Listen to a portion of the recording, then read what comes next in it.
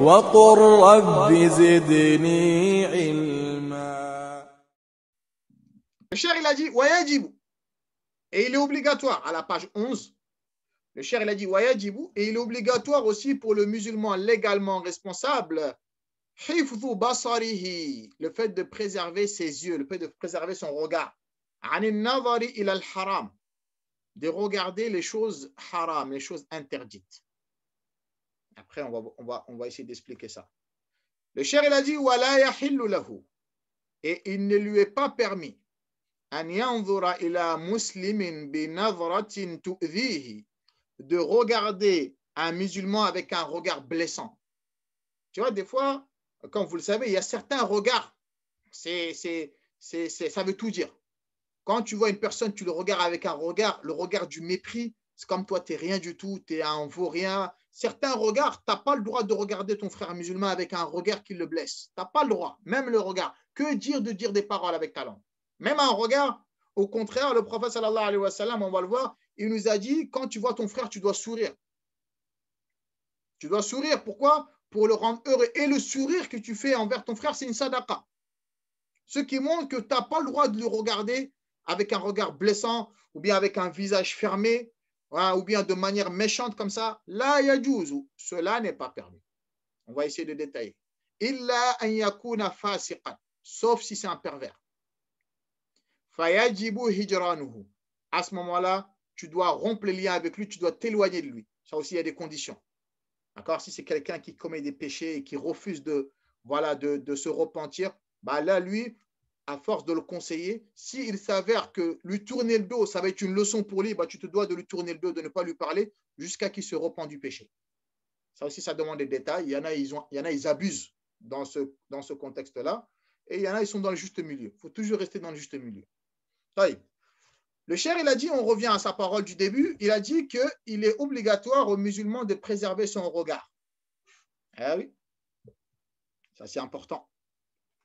Notez, Allah subhanahu wa ta'ala, il nous dit dans la sourate 24, versets 30 et 31.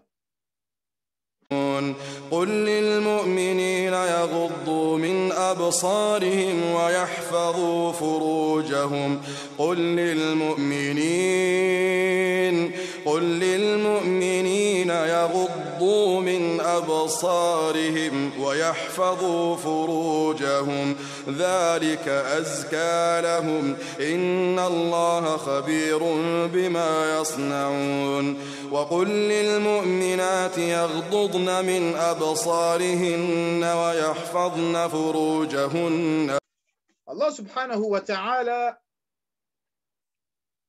قال, il a dit قل Muhammad, قل للمؤمنين, dis aux musulmans, aux croyants, يغضوا من أبصارهم, dis-leur de baisser le regard, de ne pas regarder une femme qui n'était pas permis de la regarder avec plaisir, etc., etc. La yajouz, ce n'est pas permis. وَيَحْفَظُوا فُرُوجَهُمْ, et dis-leur de préserver leur chasteté.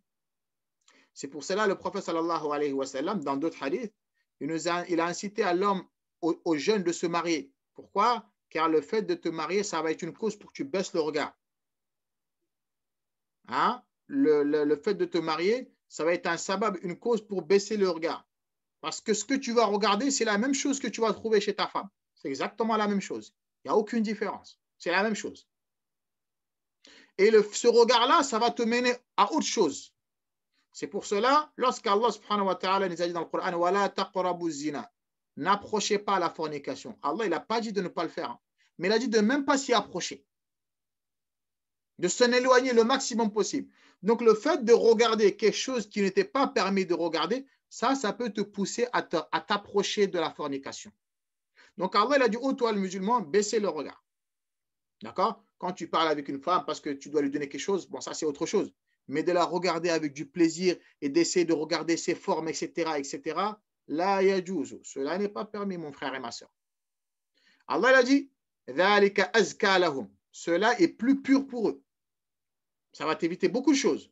Inna Allaha khabirun bima ta'malun. Certes, Allah subhanahu wa ta'ala, il est parfaitement connaisseur de ce qu'ils font. Mais vous avez vu, que ce n'est pas que les hommes, mais même les femmes aussi, elles regardent.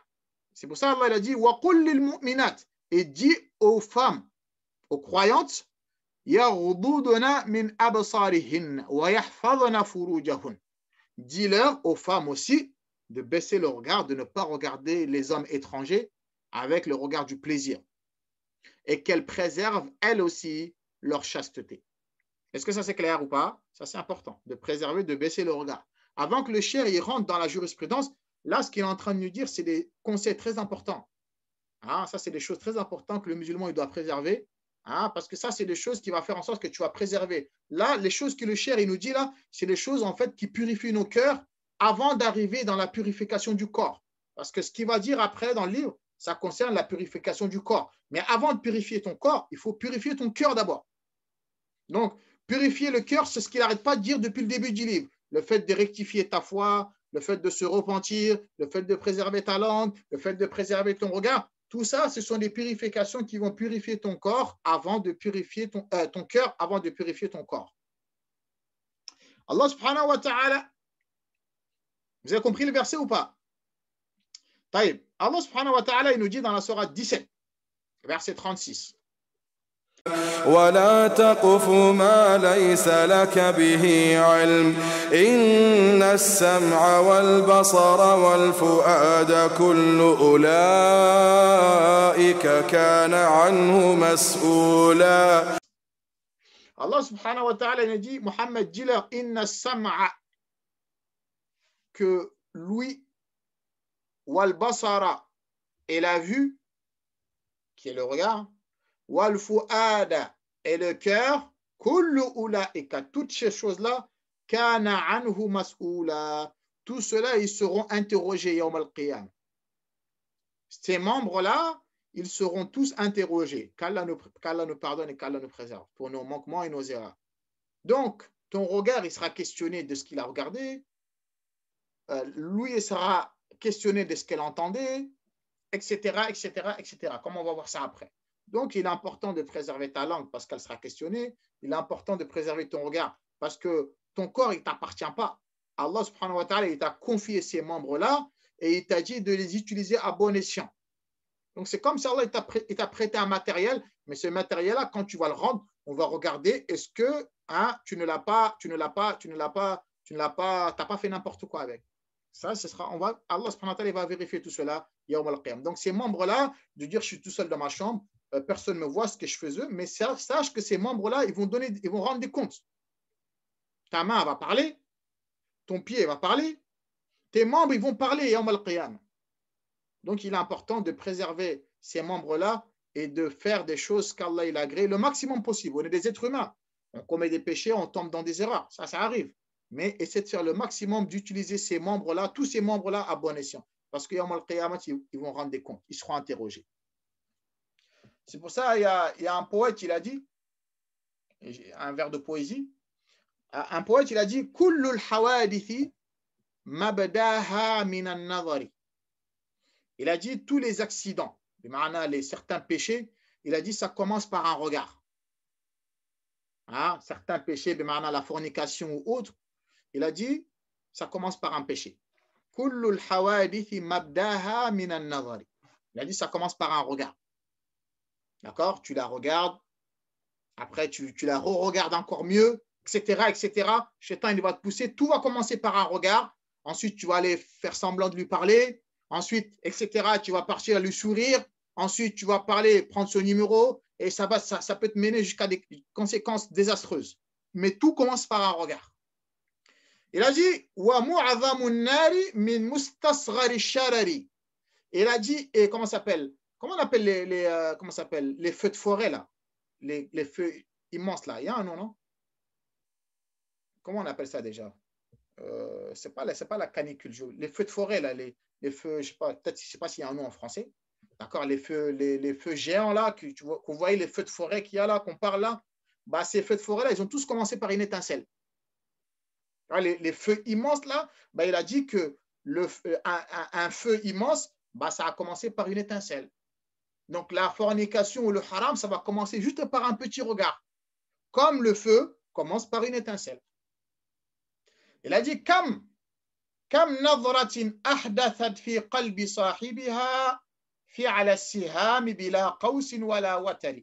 Il a dit, il y a combien de regards qui ont fait l'effet d'une flèche dans le cœur de la personne, d'accord, mais qui ont fait des effets néfastes, plus graves encore que la flèche. D'accord? Il a dit, il y a combien de regards qui ont atteint le cœur d'un homme sans que tu n'as pas lancé de flèche. Qui montre que le regard, c'est comme une flèche, en fait. Et ça peut avoir des conséquences désastreuses dans le cœur de la personne. C'est important. Il faut préserver le regard. Vous avez compris cela ou pas? C'est clair ou pas? Ensuite, on disait, le cher, il a dit que tu ne dois pas regarder le musulman, ton frère musulman, d'un regard blessant. Il y a certaines personnes, des fois, malheureusement, tu vas tomber, des fois, tu vas tomber sur, par exemple, un mari gentil et une femme méchante. Ça arrive, ça. Le mari gentil va t'inviter. Voilà, mon frère, il vient manger chez moi, machallah, il va préparer à manger, etc. Et tu vas voir, toi, pendant que tu es un incendie, barakallah fik, pendant que toi, tu vas être en train de manger, la femme, elle va te regarder avec un regard. C'est qu'elle a la haine, elle ne veut pas que tu manges cette nourriture-là. Et en tant qu'être humain, des fois, tu sens certaines choses.